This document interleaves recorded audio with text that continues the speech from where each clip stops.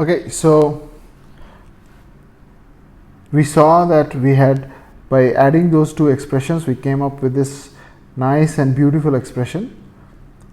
And here this is extremely special because see what do you have on the left hand side. On the left hand side you have a line integral. What do you have on the right hand side? On the right hand side you have an area integral. So the Green's theorem here is very useful because it is relating a line integral around the boundary of a region to the integral of over the area of the region itself, right? So to the integral over the interior in a sense, or vice versa, in whichever way you want to see it. And now this helps you in many cases. This left hand side is much easier to tackle than the integral on the right hand side. So this makes your life much easier in some cases. So for example, here in this particular form, if p vanishes on the entirety of this contour, then you know that this integral is going to be equal to 0 irrespective of how p behaves in the interior of the region. So this is quite interesting, that the behavior on the boundary ends up dominating and figuring out or deciding the fate of an integral that goes over the interior. Okay. So it's very interesting from that perspective.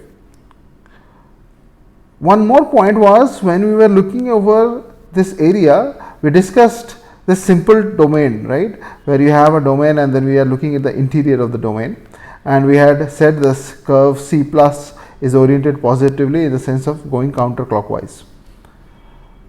Now, so we have been discussing simple domains. We have discussed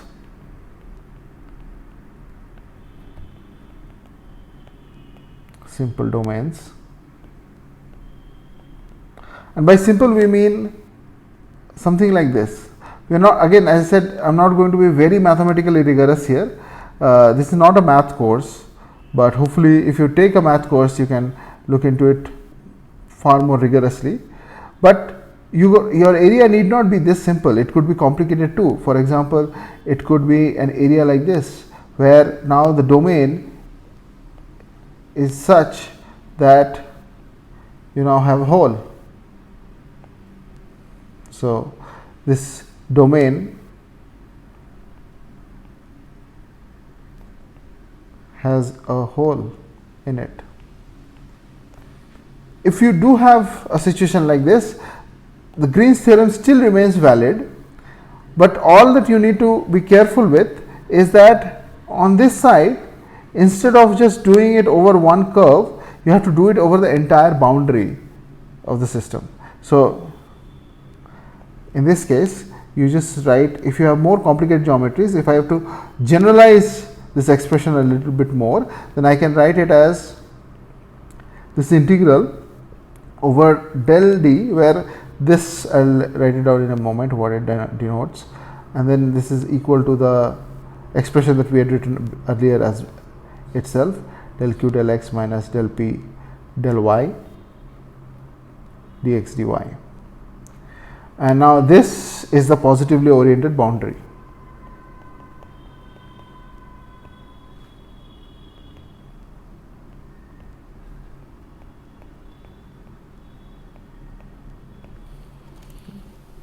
So the Green's theorem is quite useful in these circumstances to evaluate certain types of integrals, and you have more general forms as well for more complicated geometries, and all you need to do is to make sure that you have taken the boundary of the system well and integrated over it properly.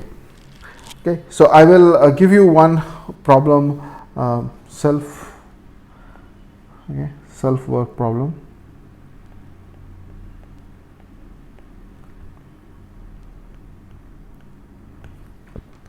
So let p of x comma y equal to x q of x comma y equal to xy. Okay.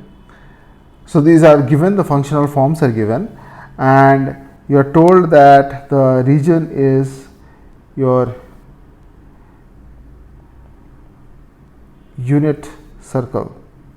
So your domain D is such that x square plus y square is less than equal to 1. So given this circumstance, can you verify Green's theorem?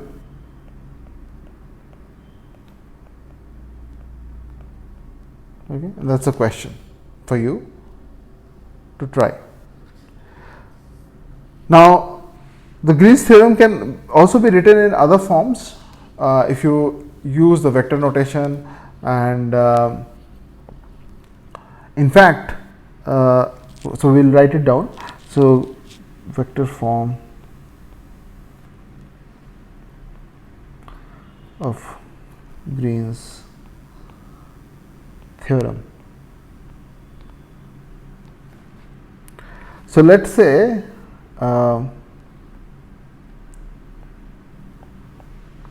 so let f be a vector field such that it is p, which is p is a continuous function, pi plus q j hat, and p and q are both of C1. Okay. So, let us say this is of class C1. So, C1 is class C1 continuity. So, if this is that kind of a vector field on D, is a f is a vector field on D, sorry, vector field.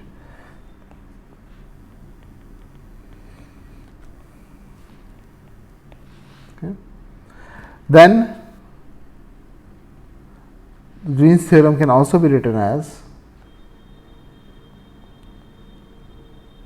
f dot ds equal to the integral of over d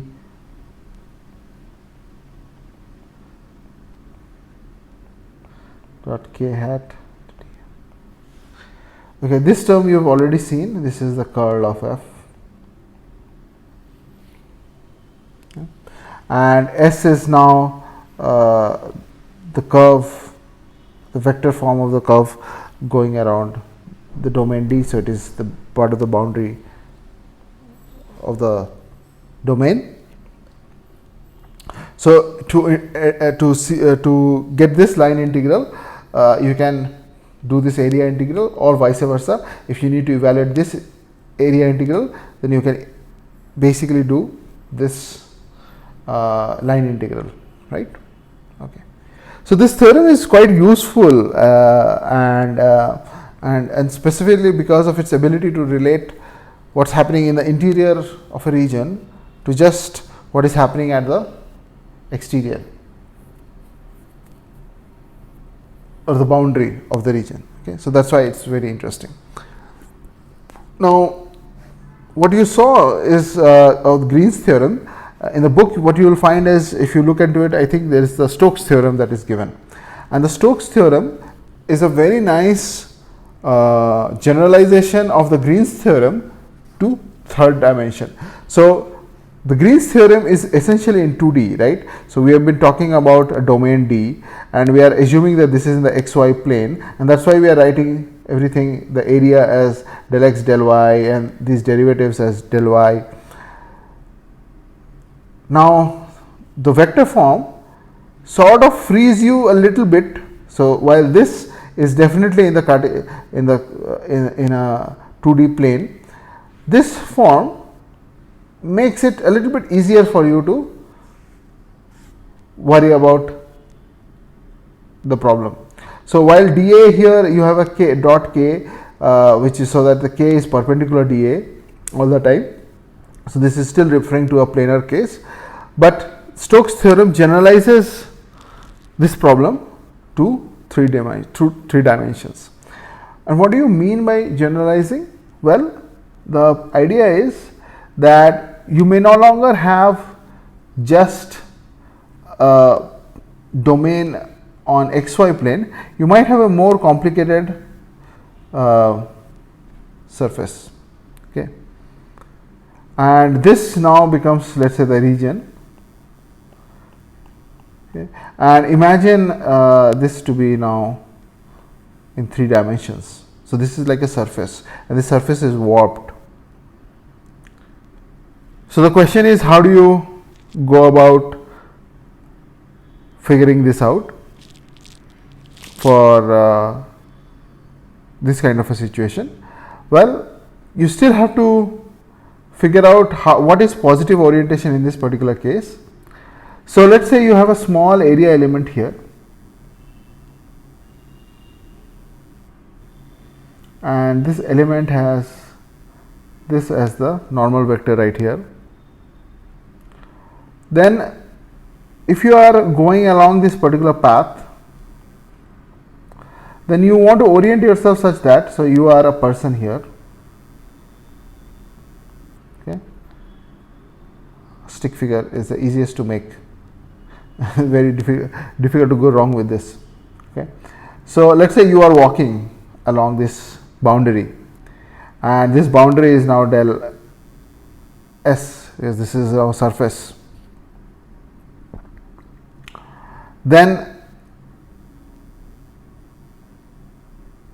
the positive orientation is such that the surface should be on the left of you. If you are walking oriented such that you are oriented along the normal direction. So, you are walking such that you are oriented along the normal, then the positive direction is the direction such that the area is on the left of you. Okay. So, this helps to generalize the entire idea into a surface. So, just once again, remember that if you are walking on the boundary,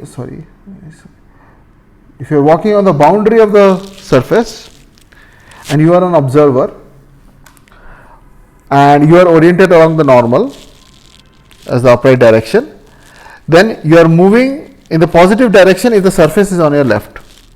This type of orientation of del S is often called the orientation induced by an upward normal n. Okay.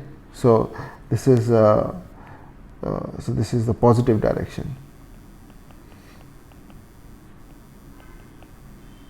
and this positive direction is also called orientation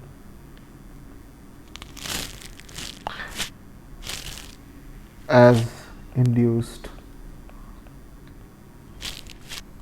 by an upward normal.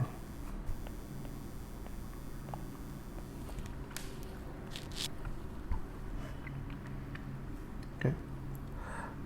So, let us say you now have this kind of a surface, oriented surface with an oriented boundary, and let be F be a vector field, is a class C1 vector field on, let us say, the surface S. Then you can write the Stokes theorem as the area integral of curl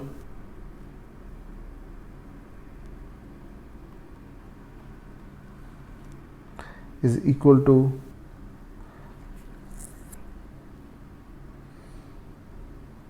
by the way, this is the surface element. So, this is basically you are looking at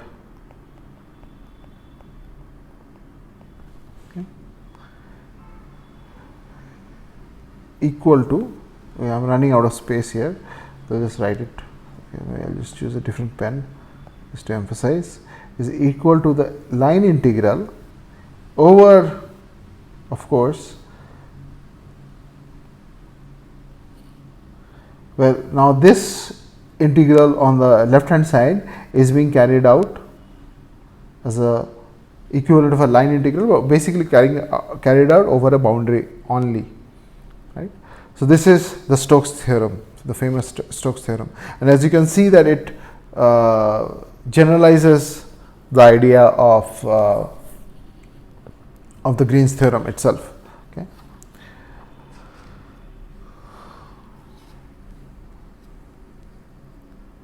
So here you will see that the one important thing that we are discussing is the curl.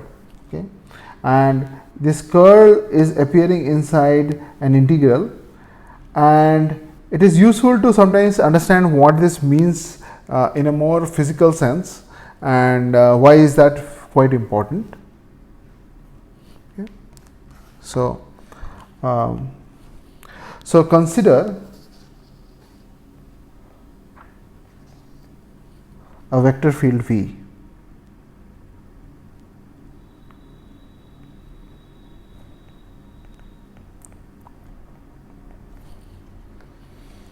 Okay. So now that if you are carrying out this integral of the line integral,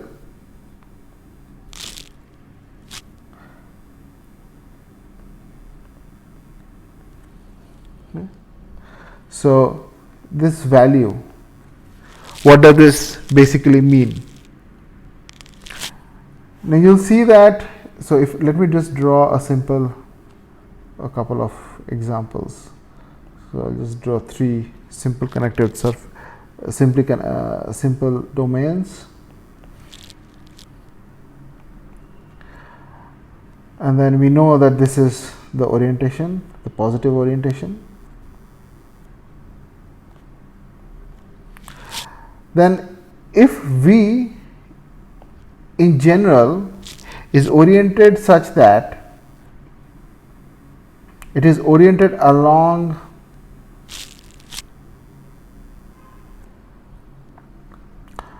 the positive direction, right, then this integral, when you do this integral, this will be greater than 0. If on an average my V is aligned along this positive idea of rotation, or the positive sense of orientation of the closed curve, then your integral here will be greater than 0.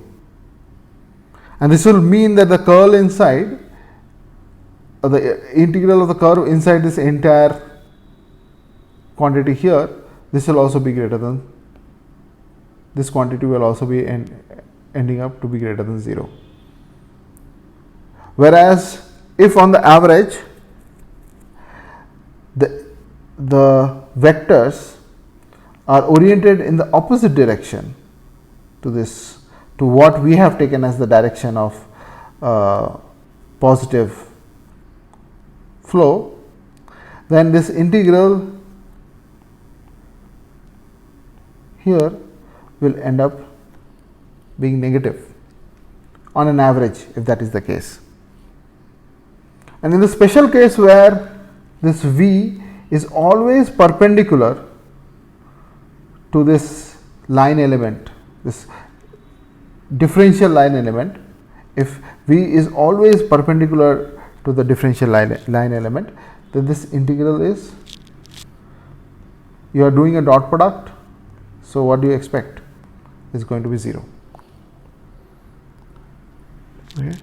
So this hopefully gives you a little bit of intuitive idea of what this integral, line integral is doing,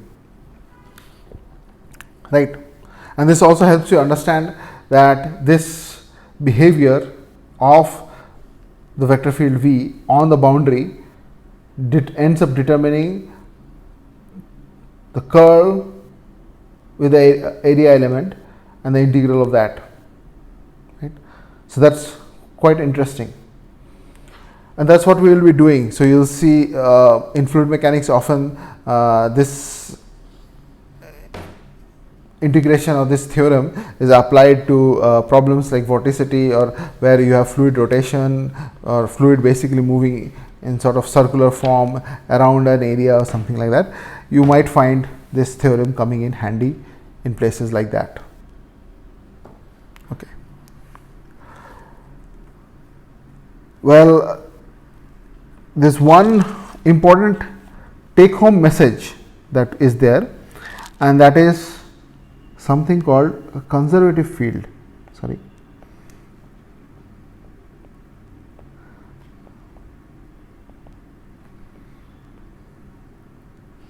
So you can see this, you can have many different type of fields, each one will be obeying its own, this quantity f is not known to you necessarily, but often in physics and even in many other type of problems, there are times when the behavior of this vector field is in some sense known. Okay. And one of those is when the field itself is conservative. So the question is, what do we mean when it is a conservative field? So let's say you have, again we have f as our vector field inside D, okay, is a vector field in domain D. Then for any, so a field is called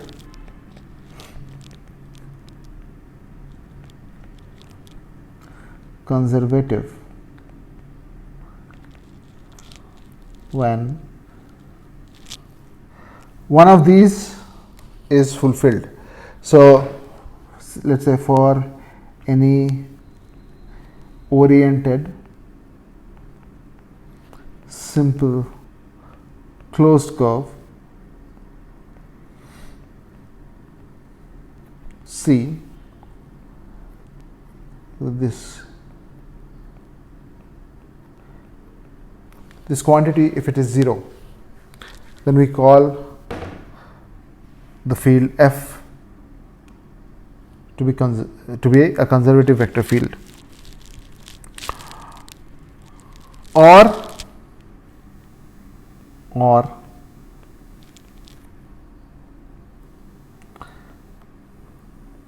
the curl of f is equal to 0 everywhere, then also the field f is called conservative. Or f is the gradient of some function, some scalar function, okay. So some function f,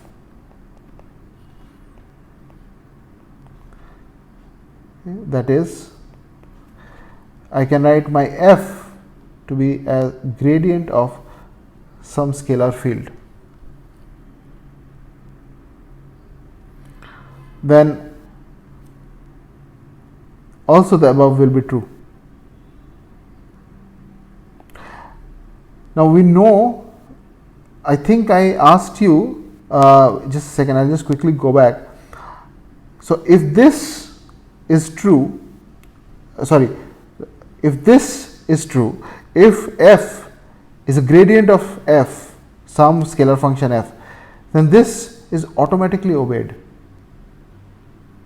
right? So I think we have discussed this, so I'm just quickly going back and trying to figure out where I've done that.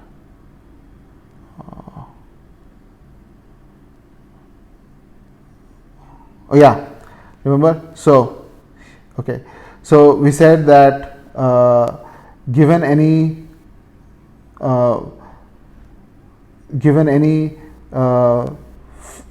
function f, this always holds true. And I've asked you to, by the way, I asked you to verify this yourself. I mean, it is obvious if you think of the gradient, the delta operator as a vector, but I have asked you to verify it yourself, so I hope you have done that, and this result follows from there.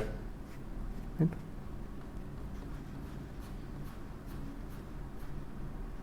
Now this result, so actually all three of these statements are equivalent, and you can show that because, by the way, this has to be true for any closed curve. Okay, so I have mentioned it, any oriented simple closed curve, this has to be true. So then you can also show using simple mathematics, doesn't take too much effort, that this statement is equivalent to this statement. This statement and this statement are almost trivially equivalent through that one relationship that we have already encountered before, right. So, these three statements are equivalent. So, any of a vector field which satisfies any of these three conditions is called a conservative field or a conservative vector field. And conservative vector fields are very, very important, and we encounter them, we will encounter them here and there quite often. Okay.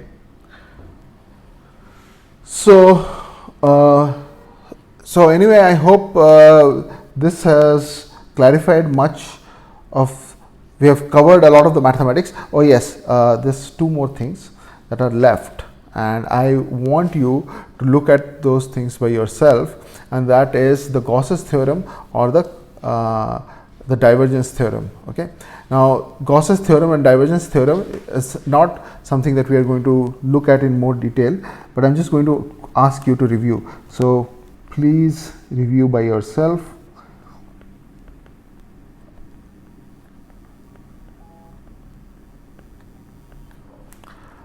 Gauss's theorem,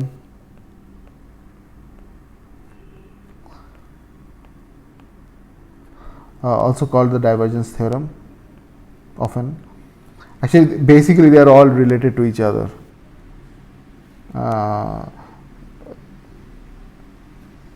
All these theorems that we have discussed, they are sort of quite similar. I am just going to write the functional form, and then maybe it is you can check it yourself. So, the only thing about Gauss's theorem is it is actually done in 3D. So, you have a vector field f, then when it is dotted with the outward normal for the surface. Okay. So, now this S is for a surface, then this is related to the volume integral. Okay.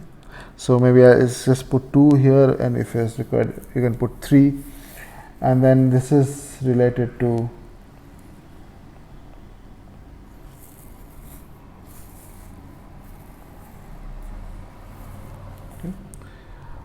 So, I ask you to review this part by yourself. We are not going to go into too much detail, but I think you have gotten the idea of what we are trying to discuss here, right? Okay. So, what we are going to do is we are going to stop here, and in the next class, so by this week we have reviewed chapter 2, and if I have left anything out, I encourage you to go back into the book to take a look at the textbook itself and go over the material, and next week itself, next week onwards, we will start chapter 3, which is kinematics. Okay. So, I will stop here today.